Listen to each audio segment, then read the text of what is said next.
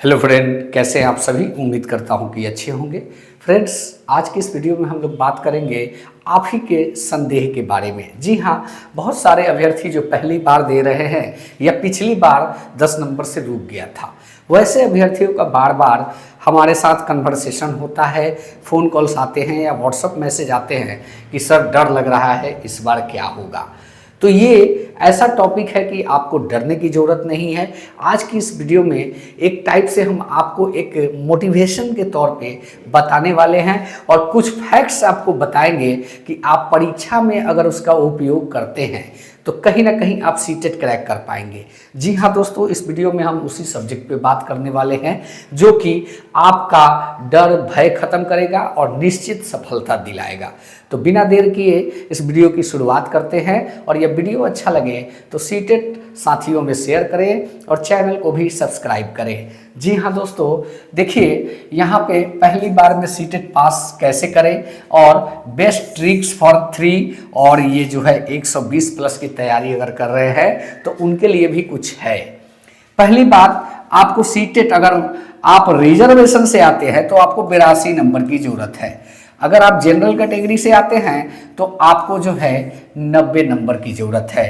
कितना में? 150 में। जी हाँ दोस्तों, 150 प्रश्न होते हैं, बाकी 5 सब्जेक्ट होते हैं, 30-30 होते हैं प्रश्न पोर्शन वाइज। ये सारी चीज़ें आप जानते हैं, इस पर हम लोग डिस्कस नहीं करेंगे।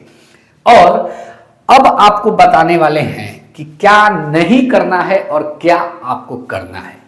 तो सबसे पहले हम बता दें कि जिस प्रकार से अभी आपका समय है, डेली एक सेट मारिए और उसका रिव्यू कीजिए। रिव्यू मतलब जो गलती हुआ उसके बारे में आप फिर से वापस पलट के देखिए कि इस प्रश्न का सही आंसर क्या है और यह क्यों है, इस पर फोकस कीजिए।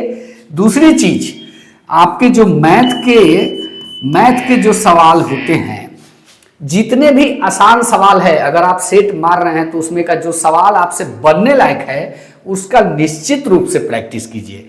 आपके 8 नंबर बढ़ जाएंगे, ये हमारा दावा है। आप करके देखिए, उसके बाद ही चैनल को सब्सक्राइब कीजिएगा। थर्ड चीज, आपके ईवीएस में भी नंबर कम आते हैं।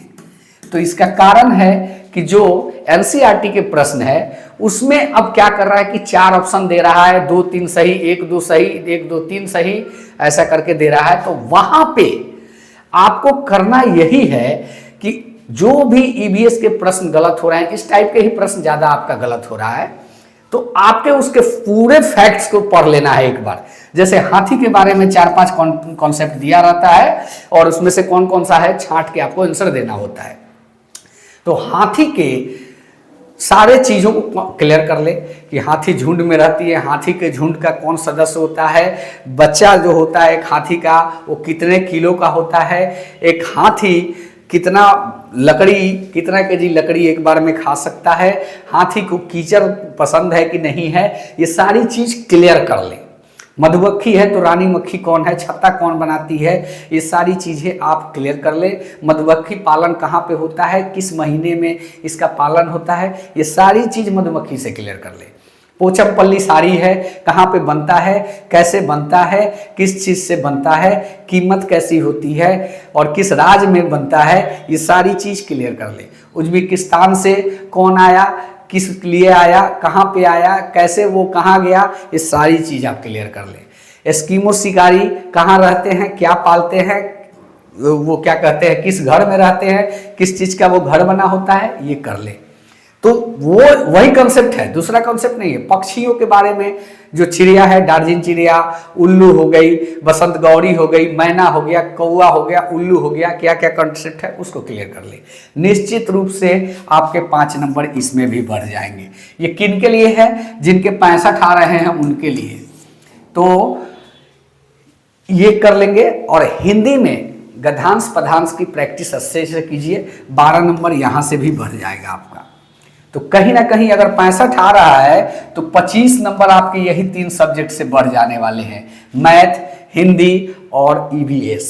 तो ये पोर्शन आप सिर्फ और सिर्फ 1 सप्ताह काम कीजिए, आपके सारे कॉन्सेप्ट क्लियर हो जाएंगे। और जिस दिन आपका 85 से ऊपर आना चालू हो गया, समझिए आप सीटेट पास है।